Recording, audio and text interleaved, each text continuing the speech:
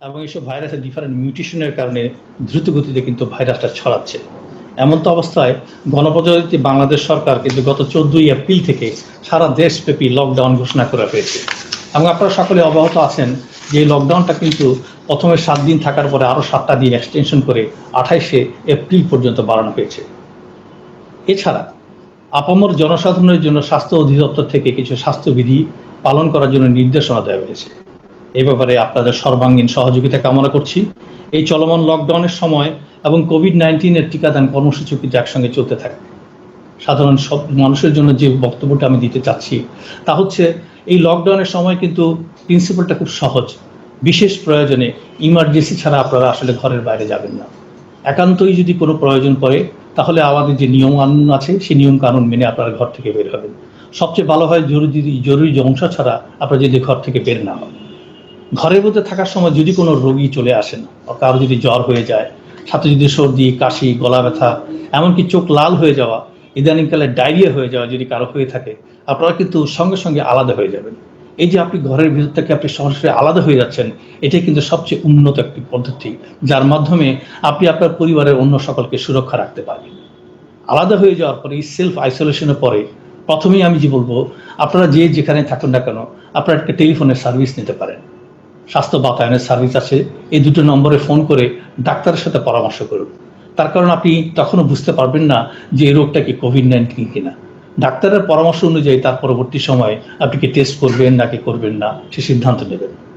যদি আপনি এখন তো এই টেস্ট আপনি না করুন, এই ঘরের ভিতরে অবস্থান থাকাকালীন সময় আপনি সেলফ আইসোলেট থাকুন, আলাদা কক্ষে অবস্থান করুন, মাস্ক পরিহিত করুন, যাতে আপনার পরিবারের অন্যান্য সদস্যদেরকে আপনি সেভ করে ফেলতে পারেন। আর যদি টেস্টে যান তাহলে কিন্তু একই রকমভাবে সমস্ত স্বাস্থ্যবিধি মেপে আপনাদের ঘরের কাছের কোথাও, যে সরকারি হোক বেসরকারি হোক, যেসব জায়গায় কোভিড-19 টেস্ট আছে সেখানে করতে যাবেন। অল্প সময় অবস্থান করে টেস্ট করে আবার ফেরত চলে আসতে পারবেন। বর্তমান সময়ে সরকার কিন্তু বিভিন্ন ব্যবস্থা রেখেছে টেস্টের জন্য। শুধু RT-PCR নয়, আমি বলবো জিন এক্সপার্ট আছে, আছে অ্যান্টিজেন টেস্ট। এটি সহজবোধ্য টেস্ট। এই টেস্টের মাধ্যমে আপনি দিনে দিনে জেনে নিতে পারবেন আপনি কি রোগে আক্রান্ত হয়েছেন কিনা। যদি রোগে আক্রান্ত হয়ে যান, বেশি ভয় পাবেন না। তার কারণ আমাদেরকে খেয়াল করতে হবে, কোভিড-19 অনেক হয়তো মৃত্যু ধারণ করছে সারা বিশ্বময়, কিন্তু প্রতি 100 জনের ভিতর মাত্র 86 অথবা 90 ভাগ মানুষ কিন্তু স্বাভাবিক সাধারণ জ্বর থাকবে। তাদের কিন্তু কোনো রকম হাসপাতালে যাওয়ার প্রয়োজন পড়বে না, শুধু ঘরে বসে কিছু ওষুধপত্র সেবন করলেই কিন্তু চলবে। কিন্তু যেখানেই থাকুন বাসা আইসোলেশনে ডাক্তারের পরামর্শ থাকবেন। এই টেলিকমিউনিকেশন এবং টেলিফোন সার্ভিসটি নেওয়ার চেষ্টা করুন এবং সময়ে সময়ে জানান আপনার কি পরিস্থিতি হয়েছে। এখনকার সময়ে সহজলভ্য হচ্ছে আমাদের কাছে একটা পালস অক্সিমেট্রি, এটি সাথে রাখুন। মাঝে মধ্যে অক্সিজেন স্যাচুরেশন দেখুন। যে কোনো বিপদ আপদে টেলিফোন আপনার সবচেয়ে বড় সহযোগিতা হবে। আসুন আমরা কিছু সংখ্যা তথ্যের দিকে আসি। বাংলাদেশ কোভিড-19 সর্বশেষ পরিস্থিতি কি দেখি। আপনারা জানেন যে আমাদের বাংলাদেশে বর্তমানে কঠিন একটা লকডাউন চলছে। সেজন্য অনেকেই হয়তো টেস্টের জন্য খুব বেশি উৎসাহিত হচ্ছেন না। এর মধ্যেও গত 24 ঘন্টায় যদি 20শে এপ্রিলে শেষ হয়েছে, তার মধ্যে আমরা 27,056টা নমুনা পরীক্ষা করেছি। আমাদের ইতিমধ্যে এই টেস্টের মধ্যে কিন্তু সংক্রমণের হার হচ্ছে 16.85%। 265টি যে চলমান পরীক্ষাগার আছে তাতে গত 24 ঘন্টার মধ্যে শনাক্তকরণ হয়েছে 4,559 জন। আমরা খুব আনন্দিত যে আমাদের যে অসংখ্য রোগীগুলো ভর্তি ছিল তাদের মধ্যে এই 24 ঘন্টায় কিন্তু 6,811 জন ইতিমধ্যে সুস্থ হয়ে গেছেন। কিন্তু একটা নিতান্ত দুঃখজনক বিষয় হচ্ছে, এর মধ্যেও আমরা 51টি তরতাজা প্রাণকে হারিয়েছি। আমাদের 91 এই 24 ঘন্টা যুক্ত হয়ে সর্বশেষ মৃত্যুর সংখ্যা দাঁড়িয়েছে 10,588। সুখকর বিষয় হচ্ছে, গত 1 বছর থেকে কোভিড-19 আমাদেরকে যতই দেখালো, স্বাস্থ্য অধিদপ্তর এবং আমাদের ডাক্তার, নার্স এবং স্বাস্থ্যকর্মীদের অক্লান্ত পরিশ্রমের ফলে আমরা দেখতে পেয়েছি প্রায় 86 ভাগ মানুষ সম্পূর্ণ সুস্থ হয়ে এখন ভালো আছেন। বাকি যে 14% আছেন তাদের অনেকে হয়তো হাসপাতালে অবস্থান করছেন, অনেকে হয়তো বাসায় বসেই চিকিৎসা নিচ্ছেন। সর্বশেষ আমাদের মৃত্যুর হার কিন্তু 1.45%, যেখানে দ্বিতীয় ওয়েভ সারা পৃথিবীতে তোলপাড় করে ফেলছে, যেখানে অত্যন্ত ঊর্ধ্বমুখী সংক্রমণ হচ্ছে এবং বেশ কিছু মৃত্যু আমরা নিজেরাও দেখতে পাচ্ছি। ততমধ্যে আমাদের সংক্রমণে মৃত্যুর হার কিন্তু মাত্র 1.45%। আপনারা জানেন যে বাংলাদেশ সরকার ইতিমধ্যে গত একটা বছরে অনেক কিছু লার্নিং এবং ডুইং এর পদ্ধতিতে করে করে করে আমাদের অনেক সক্ষমতা আমরা বৃদ্ধি করতে সমর্থ হয়েছি। নতুন করে যদি বলতে হয়, অল্প সময়ের মধ্যে আমরা প্রায় 2,500 বেড অথবা জেনারেল বেড এবং আইসিইউ সম্পন্ন বেড কিন্তু ইতিমধ্যে স্থাপনা করা হয়ে গেছে। যেসব বিষয়গুলো আমাদের হাসপাতালে ভর্তি হয় তার বড় ধরনের সমস্যা হচ্ছে হাইপক্সিয়া, যাকে আমরা বলে থাকি অক্সিজেনের ঘাটতি, যেটি মৃত্যুর সবচেয়ে গুরুত্বপূর্ণ কারণ বলে স্বীকৃত।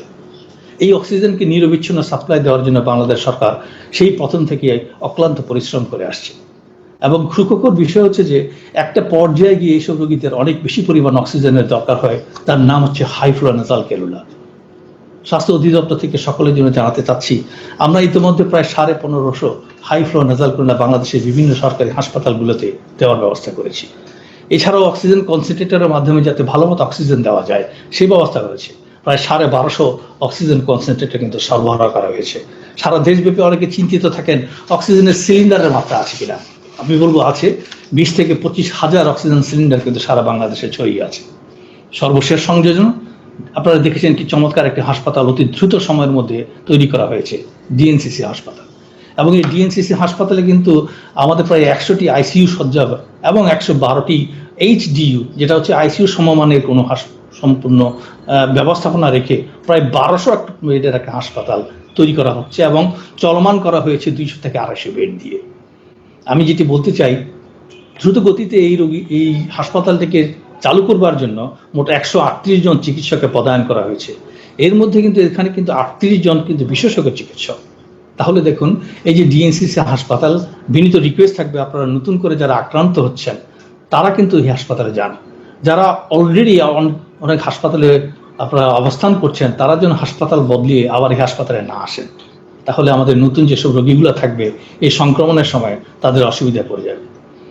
এছাড়া আমাদের মহানগর জেনারেল হাসপাতাল আছে, সেখানেও কিন্তু 15 জন চিকিৎসকের নতুন করে পদায়ন দেওয়া হয়েছে। লালকুলি হাসপাতালে 18 জন চিকিৎসককে ইতিমধ্যে পদায়ন করা হয়েছে। এছাড়া আমাদের অন্যান্য বেশ কিছু বিশেষায়িত হাসপাতাল আছে যেগুলোতে কোভিড যেসব রোগীগুলো থাকবে তাদেরকে কিন্তু সেবা দেওয়ার জন্য বলা হয়েছে। এখানে উল্লেখ্য, এরা কিন্তু অন্যান্য বিশেষ কিছু রোগ, যেমন ধরেন হৃদরোগ সম্পন্ন যে হাসপাতালটা আছে তারাকে সার্ভিস দিয়ে যাচ্ছিল। কিন্তু আমাদের খেয়াল করতে হবে, কোভিড-19 হচ্ছে এমন একটি রোগ যেটি শরীরের যে কোনো সিস্টেমকে আসলে এফেক্ট করতে পারে। আমি বলবো কোভিড-19 আক্রান্ত যেসব হৃদরোগ সম্পন্ন রোগীগুলো আছে তারা যেন ওইসব হাসপাতালে চিকিৎসা পায়, তা যেন অবশ্যই আমরা ব্যবস্থা গ্রহণ করি। সবচেয়ে সুখকর বিষয় হচ্ছে এই কোভিড-19 চিকিৎসার জন্যই সারা দেশে নতুন করে প্রায় 2500 শয্যা আমরা গত একটা বছরে স্থাপন করতে সমর্থ হয়েছি। আসুন আমরা একটু ল্যাব সার্ভিসের দিকে নজর দিই। আমি বলবো আমাদের শুরুটা হয়তো খুব বেশি সুমধুর ছিল না, কিন্তু এই 11-12টি মাসে আমরা কিন্তু 265টা সর্বমান চলমান পরীক্ষাগার করতে সক্ষম হয়েছি। শুধুমাত্র যে RT-PCR নিয়ে আমরা সন্তুষ্ট থেকেছি তা নয়, এখানে অনেকগুলো জিন এক্সপার্ট, প্রায় 34টির মতো, এবং একই সঙ্গে র্যাপিড অ্যান্টিজেন করার মতো 109টি ল্যাব তৈরি করা হয়েছে। আমি বলবো এই অ্যান্টিজেন টেস্টের মাধ্যমে দ্রুত গতিতে আপনি আপনার রোগ শনাক্তকরণ করতে পারবেন। একটিবার টেস্ট দিয়ে গিয়ে দীর্ঘ সময় অপেক্ষার যে যাতনা, সেটা আর আপনাদেরকে করতে হচ্ছে না। আমি ইতিমধ্যে বলেছি যে আমাদের এখানে কী পরিমাণ পরীক্ষা এবং কী পরিমাণ পজিটিভিটি রেট চলে এসেছে। যেটি আপনাদের সঙ্গে সংযুক্ত করতে চাই, সরকারি ব্যবস্থাপনায় প্রায় 38 লক্ষ টেস্ট ইতিমধ্যে আমরা গত এক বছরে করেছি, তার সঙ্গে বেসরকারি ব্যবস্থাপনায় কিন্তু 13 লক্ষটা যোগ হয়েছে। আমাদের ক্ষেত্রে এই সংখ্যাটা যদি আরও অনেক বেশি বেড়ে যায় তাহলে আমরা আরও অনেক বেশি সুখী হব। যত বেশি টেস্ট আসলে আমরা করতে পারবো তত বেশি পরিমাণ রোগী আসলে আমরা শনাক্ত করতে পারবো। আমরা একটা সময় জানতে চাই আমাদের রোগের সংক্রমণের সংখ্যা কত, টেস্ট এবং তার পজিটিভ রেট এটাই শুধু আমাদের স্থির নয়। আমরা আসি আমাদের যদি কিছুটা মৃত্যুর হারের কথা বলি, আমরা দেখে থাকবেন যে যেসবগুলো রোগীগুলো মারা যাচ্ছে তাদের বেশিরভাগ কিন্তু বয়স্ক রোগী। 60 ঊর্ধ্ব রোগীদের সংখ্যা অনেক বেশি, যাদের অনেক ধরনের ডায়াবেটিস, হাইপারটেনশন জনিত কারণ আছে। কিন্তু যাদের ডায়াবেটিস, হাইপারটেনশন ভালো কন্ট্রোল আছে তাদের ক্ষেত্রেও মৃত্যুর কিন্তু মূল কারণ হচ্ছে এই ভেরিয়েন্ট ভাইরাস এবং সংক্রমণের বহুমুখী। তাহলে আমাদেরকে যতই রোগ থাকুক না কেন অথবা রোগ না থাকুক না কেন, এই সর্ববিধি ব্যবস্থাগুলোকে আমাদেরকে ফলো করতেই হবে। স্বাস্থ্যবিধি নিশ্চিতকরণ এবং জনসাধারণের চলাচল সীমিত করার জন্য সংক্রমণের হার কিন্তু দেখবেন গত কিছুদিন থেকে হয়তো কিছু নিম্নমুখী হচ্ছে। কিন্তু আমি বলবো এই যে মৃত্যুটা আপনারা দেখতে পাচ্ছেন, এটি হচ্ছে গত 2 থেকে 3 সপ্তাহ আগে আমাদের যে অবাধ চলাচল ছিল, এই যে আমরা বিভিন্ন রকম স্বাস্থ্যবিধি মানিনি এবং আমরা যে অত্যন্ত রিল্যাক্স করে ফেললাম, তাদের কারণেই হচ্ছে। কিন্তু আমরা যদি কঠোর যে 2 সপ্তাহব্যাপী সবাই সবার জায়গা থেকে যদি সুনির্দিষ্টভাবে পালন করতে পারি, আগামী 2 সপ্তাহ পরেই হয়তো দেখবেন আমাদের কেস লোড এবং একই সঙ্গে মৃত্যুর সংখ্যা ধীরে ধীরে কমে যাবে। একটা সংক্রমণের চিত্র যদি আপনাদের মাথায় রাখি, তাহলে দেখতে হয় এই জানুয়ারি, ফেব্রুয়ারি, মার্চ এবং এপ্রিলের মধ্যে কত বিস্তর ফারাক। গত 15 দিনে আমরা প্রায় 1 লক্ষের উপর কেস দেখেছি। এটি কিন্তু একটা সময় এসে ফেব্রুয়ারির শেষে এসে অথবা মার্চের প্রথম দিকে এসে আমরা স্বস্তি ছিলাম, আমরা কি পৌঁছে গেলাম কিনা কন্ট্রোলে, পৌঁছে গেলাম কিনা উন্নত কয়েকটি দেশের মতো যেখানে তারা সংক্রমণ কন্ট্রোল করে ফেলেছিল। কিন্তু আমাদের এই যে ভুল চেতনা, এই যে রিল্যাক্সেশনের ভাবটা, এটাই আসলে সবচেয়ে বড় সমস্যা করেছে আমাদের মধ্যে। সুধীমণ্ডলী, আমি আপনাদের সকলের সামনে এবার সরকারি ও বেসরকারি কোভিড যেসব হাসপাতালগুলো আছে তাদের শয্যার সংখ্যা নিয়ে দু একটি কথা বলতে চাই। আমরা সকলের সময় একটি কথা বলি যে আমাদের সরকারি হাসপাতালে হয়তো বেড খালি নেই, শূন্য নেই, কিন্তু এই কথাটি আসলে সত্যি নয়। আমি বলবো, আপনি খেয়াল করে দেখবেন সরকারি প্রতিষ্ঠানে মোট 3,326 শয্যা থাকলেও বর্তমানে কিন্তু গত 24 ঘন্টা ভর্তি আছে 2,118 জন। তাহলে প্রায় 1200 বেড কিন্তু শূন্য আছে। আমাদেরকে জানতে হবে ঠিক হাসপাতালে কোন বেডটা কোন জায়গায় খালি। স্বাস্থ্য অধিদপ্তরের যে MIS শাখা আছে, এখানে যদি আপনারা সরাসরি কেউ যোগাযোগ করেন তাহলে কিন্তু জেনে নিতে পারবেন কোন হাসপাতালে আসলে কোন জেনারেল বেড, কতটা ICU বেড এবং এর মধ্যে কতটা পূর্ণ আছে এবং কতটা খালি আছে। আমি বলবো মিডিয়াদের এখানে অনেক বড় ভূমিকা আছে। আপনারা আপনাদের যে মিডিয়া টেলিভিশন দেখাচ্ছেন, এখানে যদি স্ক্রলে অথবা উপরে কোনো একটা জায়গাতে বাংলাদেশের কোন কোন হাসপাতালগুলোতে বর্তমানে বেড কটা খালি আছে, ICU বেড অথবা তার সমমানের কটা বেড খালি আছে, এটা যদি দিয়ে দেন আমাদের বাংলাদেশের মানুষের অনেক অনেক উপকার হবে। এই ICU সমতুল্য বেডেই সবচেয়ে বড় কথা নয়, সবচেয়ে ইম্পর্টেন্ট বিষয় হচ্ছে আমরা নিরবিচ্ছিন্ন অক্সিজেন সাপ্লাই দিতে পারছি কিনা, যেটা একটা ওয়ার্ডেই সম্ভব। এবং এই সহজ পদ্ধতিতে অক্সিজেন সাপ্লাই করে আমরা কিন্তু অনেক অসংখ্য মানুষকে ফেরত নিয়ে আসতে পারবো তাদের জীবন মৃত্যুর সন্ধিক্ষণ থেকে। আমাদের একটি বড় সমস্যা হচ্ছে মানুষজন যখন হাসপাতালে যাচ্ছেন তারা তখন অত্যন্ত মুমূর্ষু অবস্থায় উপস্থিত হচ্ছেন। কারো কারো অক্সিজেন স্যাচুরেশন এমনও হচ্ছে যে 80ও থাকছেন না, তার অনেক নিচে থাকছে। এইসব ক্ষেত্রে ফুসফুসের সংক্রমণ ভীষণ সাংঘাতিক হয়ে গেলে তাকে বাঁচানো অত্যন্ত কঠিন। তাই আমার বিনীত রিকোয়েস্ট থাকবে, যারা বাসায় আছেন কোভিড-19 সংক্রমণ হয়েছেন, তারা যদি দেখেন তাদের শ্বাসকষ্ট হয়ে যাচ্ছে, তারা যদি দেখেন অক্সিজেন স্যাচুরেশন 93 নিচে চলে আসছে, তারা যদি কোনো কারণে দেখেন তীব্র বুকে ব্যথা শুরু হয়ে গেল, অকস্মাৎ উনি অচেতন হয়ে গেলেন, অথবা অ্যাবনর্মাল কোনো বিহেভ অথবা ব্যবহার জড়িত কোনো সমস্যার সৃষ্টি করেছে, অনেক বেশি পানি শূন্য হয়ে গেছেন, অত্যন্ত দুর্বল হয়ে গেছেন জ্বর সহ, দেরি করবেন না, দ্রুতগতিতে তাকে হাসপাতালে নিয়ে যান। হাসপাতালের সাময়িক সেবা 1-2 দিনের অক্সিজেন সাপ্লাই তাকে পূর্ণ জীবন দিয়ে দিতে পারে। শয্যা সংখ্যার একটা সূচক উদাহরণ দিই। সর্বমোট আমাদের এখানে সাধারণ শয্যার সংখ্যা হচ্ছে 12,139টি। এর মধ্যে গত 24 ঘন্টার মধ্যে আমরা যদি বলে থাকি তাহলে 5,759 জন ভর্তিকৃত আছে। তাহলে খেয়াল করে দেখুন, খালি আছে এমন জেনারেল বেডের সংখ্যা কিন্তু 6,380। খেয়াল করবেন, উপজেলা স্বাস্থ্য কমপ্লেক্স, ডিস্ট্রিক্ট হাসপাতাল থেকে শুরু করে অসংখ্য হাসপাতাল কিন্তু বাংলাদেশে আছে, যেখানে কিন্তু স্বাস্থ্যসেবা দেওয়ার জন্য অপেক্ষমান রয়ে গেছে স্বাস্থ্যকর্মীরা। তাই বেড সংখ্যা নিয়ে বেশি দুশ্চিন্তা হওয়ার কিছু নেই। একটা সময় ছিল গত বছর এই সময় আমরা বলেছিলাম আমাদের ICU বেড হচ্ছে মাত্র 300। আজকে সদর পরে বলতে পারছি এই একটি বছরের মধ্যে আমাদের ICU বেডের সংখ্যা হয়েছে 1005টি। এর মধ্যে 762টি ICU কিন্তু এখনো ভর্তি আছে। এরা সকলেই কিন্তু অত্যন্ত মুমূর্ষু ব্যক্তিত্ব। কিন্তু সুখকর বিষয় হচ্ছে এখনো 243টি বেড ICU খালি আছে। শুধু আমাদেরকে জানতে হবে কোন কোন জায়গাতে খালি আছে। আসি আমরা পয়েন্ট অফ এন্ট্রি, যেসব জায়গাগুলোতে মানুষজন যাতায়াত করতে চাই সে কোয়ারেন্টাইনের দিন হবে 14 দিন, তার নিচ যেন কখনোই না হয়। এটা ইনস্টিটিউশনাল হোক অথবা বাসায় হোক, এবং নজরদারির মাধ্যমে কিন্তু এই কোয়ারেন্টাইনটা সম্পন্ন করতে হবে। আমি পুনরায় বলছি, আমাদের স্বাস্থ্য অধিদপ্তরের একটি বিশাল সফলতা হচ্ছে টেলিকমিউনিকেশন অথবা টেলিফোন সার্ভিস। আপনি দেখবেন স্বাস্থ্য বাতায়ন 16263 অথবা 333 অথবা IDC-র যে নম্বর আছে 10655, এটি কিন্তু ক্রমাগত রিং হচ্ছে এবং আপনারা যে কোনো সময় কিন্তু এখানে এই সার্ভিসটা আপনারা সহজে নিতে পারবেন। বিশেষ করে আমি বলবো, যারা বর্তমানে বাসায় অবস্থান করছেন লকডাউনের কারণে এবং জ্বরে আক্রান্ত হয়ে বিভিন্ন ধরনের সংক্রমণে আছেন, তারা কিন্তু প্রথমে আইসোলেট হবেন এবং তারপরে কিন্তু এই টেলিফোনের সহযোগিতা নেবেন। আসুন আমরা কোভিড-19 ভ্যাকসিন নিয়ে দু একটি কথা বলি। যারা নিবন্ধন করেছেন 20 এপ্রিল পর্যন্ত, তাদের মধ্যে এই নিবন্ধনের সংখ্যাটা কিন্তু প্রায় 71 লক্ষ। এর মধ্যে আমরা গত 24 ঘন্টায় 15,057 জনকে প্রথম ডোজ দিয়েছি। অদ্যাবধি প্রথম ডোজ পাওয়ার সংখ্যাটা হচ্ছে প্রায় 57 লক্ষ। গত 24 ঘন্টায় আমাদের প্রায় 1,40,678 জন দ্বিতীয় ডোজও নিয়েছেন, এবং 8/4/2021 থেকে অদ্যাবধি এই দ্বিতীয় ডোজ নেওয়ার সংখ্যাটা হচ্ছে 15,07,287 জন। এই সংখ্যাটা ধীরে ধীরে কেন আরো দ্রুত গতিতে বৃদ্ধি পাক, এটাই আমরা চাই। সুধীমণ্ডলী, আইন শৃঙ্খলা রক্ষা বাহিনীর জন্য একটি ছোট্ট বক্তব্য দিই। পুলিশ, আরবি, বিজিবি সহ সকল আইন শৃঙ্খলাকে আপনারা অনেক পরিশ্রম করছেন গত 1 বছর ধরে এই কোভিড-19-এ। তাদের সবাইকে শুভেচ্ছা। আমি বলতে চাই, আপনারা অবগত আছেন এই কোভিড-19 মহামারীর সময়ে ডাক্তার, নার্স, ল্যাব টেকনিশিয়ান সহ অন্যান্য স্বাস্থ্যকর্মী যারা আছেন তার প্রথম থেকেই কিন্তু ফ্রন্টলাইনার যোদ্ধা হিসেবে নিয়োজিত আছে। এই মহামারী নিয়ন্ত্রণ, মানুষের দুর্ভোগ ও কষ্ট লাঘবের জন্য জীবন বাজি রেখে দিন রাত 24 ঘন্টা নিরলসভাবে কাজ করে যাচ্ছেন এই স্বাস্থ্যকর্মীরা। ইতিমধ্যে খেয়াল করে থাকবেন, গত 1 বছরে আমাদের অনেক সম্মানিত চিকিৎসক বৃন্দ সহ অনেক স্বাস্থ্যকর্মী মৃত্যুবরণ করেছেন তাদের নিজের জীবন বাজি রেখে। তাদের নিজের জীবন ছাড়াও তাদের পারিবারিকের অনেকেই মৃত্যুর মূল কারণ ছিলেন তারাই। এটা কিন্তু আমাদেরকে খেয়াল রাখতে হবে।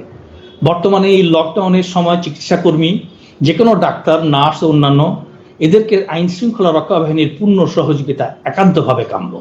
পরিচয়পত্র, যে কোনো ধরনের আইডি কার্ড প্রদর্শনকারী স্বাস্থ্যকর্মীকে সহানুভূতির সঙ্গে সহযোগিতা করা এবং দ্রুত ও বাধাহীন চলাচলের সুবিধা প্রদান করা আইন শৃঙ্খলা রক্ষা বাহিনীর একটি নৈতিক দায়িত্ব। আমি আপনাদের কাছ থেকে এই বিষয়ে পূর্ণ সহযোগিতা কামনা করছি। এবারে আসি স্বাস্থ্যকর্মীদের জন্য। সম্মানিত স্বাস্থ্যকর্মীবৃন্দ, কোভিড-19-এর মহামারীর সময়ে আপনাদের নিরলস পরিশ্রম, মানুষের জীবন রক্ষার এই লড়াই, আপনাদের এই অবদান অবিস্মরণীয়, অতুলনীয় এবং এটি গর্বের। আশা করছি সামনের দিনেও আপনাদের এই মানব সেবার যে অনবরত আপনারা অব্যাহত রাখবেন। আমরা সবসময় কিন্তু আপনাদের পাশে আছি এবং আমরা স্বাস্থ্য অধিদপ্তর থেকে আপনাদের প্রতি আন্তরিক কৃতজ্ঞতা জানাই। সম্মানিত স্বাস্থ্যকর্মীবৃন্দ, আপনারা জেনে আনন্দিত হবেন যে অতি সম্প্রতি স্বাস্থ্যকর্মীদের প্রণোদনার টাকার প্রথম ভাগ স্বাস্থ্য ও পরিবার কল্যাণ মন্ত্রণালয় হতে ছাড় প্রদান করা হয়েছে। প্রথম পর্যায়ে 15টি সরকারি হাসপাতালে কর্মরত স্বাস্থ্যকর্মীবৃন্দ এই প্রণোদনা পাবেন এবং পর্যায়ক্রমে অন্যান্য সরকারি হাসপাতালে সেবা প্রদানকারী স্বাস্থ্যকর্মীবৃন্দদের প্রণোদনা আওতায় আনা হবে। এই বিষয়ে আপনাদের ধৈর্য একান্তই কাম্য। প্রিয় স্বাস্থ্যকর্মীবৃন্দ, লকডাউনের এই সময়ে আপনারা আপনাদের নিজ নিজ কর্মস্থলে পৌঁছাতে বিভিন্ন বিড়ম্বনার শিকার হচ্ছেন। আপনাদের প্রতি তাই বিনীত অনুরোধ, চলাচলের সময় আপনার দপ্তর থেকে সরবরাহকৃত যেসব পরিচয়পত্র অথবা কোনো একটি আইডি কার্ড সাথে রাখার চেষ্টা করবেন এবং চাহিদা মাত্র আইন শৃঙ্খলা রক্ষা বাহিনীকে প্রদর্শন করবেন। এছাড়া সকল সরকারি স্বাস্থ্যকর্মীদের আইডি কার্ড স্বাস্থ্য অধিদপ্তর এবং HRAS এর প্রদান করা হয়েছে। প্রত্যেকে আপনারা স্বাস্থ্য অধিদপ্তরের যে ওয়েবসাইট আছে সেখানে গিয়ে HRAS প্রোফাইলে লগ ইন করে আইডি কার্ডটি ডাউনলোড করে নিতে পারবেন। এছাড়া যে সমস্ত চিকিৎসকবৃন্দ প্রাইভেটে আছেন, প্রাইভেট চেম্বার করেন, তারা শুধুমাত্র তাদের ভিজিটিং কার্ডটি দেখালেই চলবে। প্রাইভেটে যারা চাকরি করছেন বিভিন্ন ইনস্টিটিউশনে, তাদের ইনস্টিটিউশনে যে কোনো ধরনের আইডি কিন্তু আপনারা পাবেন। আমাদের সেই যারা নিয়োজিত আছেন নিরাপত্তার জন্য, তাদেরকে দেখালেই কিন্তু আপনারা মুক্তি পেয়ে যাবেন। এই বিষয়ে আমাদের সকলের সহযোগিতা একান্ত কাম্য। জেনে অত্যন্ত আনন্দিত হবেন, আমাদের নতুন সচিব জয় মহোদয় যোগদান করেছেন এবং যোগদান করার পরপরই উনি কিন্তু মাঠ পর্যায়ে স্বাস্থ্যকর্মীদের কাজের সুবিধার্থে কোভিড-19 রোগীদের দ্রুত ব্যবস্থাপনার জন্য আমাদের যে থানা হেলথ ফ্যামিলি প্ল্যানিং অফিসার আছেন তাদের জন্য 3 লক্ষ টাকা করে এবং সিভিল সার্জনের জন্য 5 লক্ষ টাকা করে বরাদ্দ করেছেন। এই টাকাটা কিন্তু আপনারা বর্তমান সময়ে কোভিড-19-এ যে কোনো পেশেন্ট রোগীর জন্য তাদের ব্যবস্থাপনার জন্য আপনাদের সময় মতো নিজ বুদ্ধি অনুযায়ী খরচ করতে পারবেন। সুধীমণ্ডলী, আজকের এই স্বাস্থ্য বুলেটিনের প্রায় শেষ পর্যায়ে আমরা চলে এসেছি। আমি শুধু যে কথা বলতে চাই, একটি মহামারী সারা পৃথিবীময় চারদিকে মানুষজনকে অত্যন্ত যাতনার মধ্যে ফেলে দিয়েছে। আমাদের মাননীয় প্রধানমন্ত্রী গতকালকে একটি স্টেটমেন্ট দিয়েছেন, দেখেন যে আমরা কিন্তু চাই এই যে মহামারীটা আমাদের কাছ থেকে এসেছে এখান থেকে সবাই একসাথে যদি আমরা নির্মুক্ত চাই, তাহলে যদি একসাথেই যদি চাইতে হয়, শুধুমাত্র সরকার অথবা স্বাস্থ্য অধিদপ্তরের পক্ষ থেকে এটি নির্মূল করা সম্ভব হবে না। আমাদের প্রয়োজন whole nation whole society approach. তার মানে হচ্ছে প্রতিটি অধিদপ্তর, প্রতিটি মন্ত্রণালয় ছাড়াও সরকার ছাড়াও আমাদের সরকারের বাইরে যারা আছেন, Jio, NGO, public health expert বলেন, ক্লিনিশিয়ান বলেন, জনস্বাস্থ্য সম্পর্কিত যারা আছেন, সবাইকে একসাথে কাজ করতে হবে। কিন্তু সবাইকে একসাথে কিছু কাজ করলেই কিন্তু শেষ হচ্ছে না। পরিশেষে যেটি সবচেয়ে বেশি আমাদের প্রয়োজন সেটি হচ্ছে জনগণ। কমিউনিটি এঙ্গেজমেন্ট ছাড়া পৃথিবীতে কখনোই কোনো রকম কোনো মহামারী কোনো অতিমারি কেউ কোনো সময় অতিক্রান্ত করতে পারেনি। তাহলে উদাত্ত আহ্বান থাকবে, যারা যারা আমাদের জনগণ আছেন, আমরা যদি একসাথে কাজ করতে পারি, আর আমাদের এই বাংলাদেশ থেকে আমরা চাইবো যে এই ভাইরাসটা যাতে নির্মূল হোক। নির্মূল যদি আমরা করতেও নাও পারি, এটাকে কন্ট্রোল করার জন্য যা যা করা দরকার সেটাতে আমরা সফল হতে পারবো বলে আমরা মনে করি। সর্বশেষ একটি কথাই থাকলো, আমরা ফিজিক্যাল ডিস্টেন্সিং মেনটেন করি। এই কঠোর লকডাউন যেটি দেওয়া হয়েছে সরকারের তরফ থেকে, সেটি সবাই পালন করি। মুখে মাস্ক থাকুক আমাদের, ঘরের বাইরে তো অবশ্যই থাকবে, ঘরের ভিতর যখনই আমরা অসুস্থতা হব আমরা কিন্তু মাস্ক পরবো। আমরা বারে বারে হাত ধুই, আমাদের কফ এবং রেসপিরেটরি এটিকেট এগুলো মেনটেন করি। সুস্থ থাকুন, মাস্ক পরুন, সুস্থ থাকুন। ধন্যবাদ সবাই।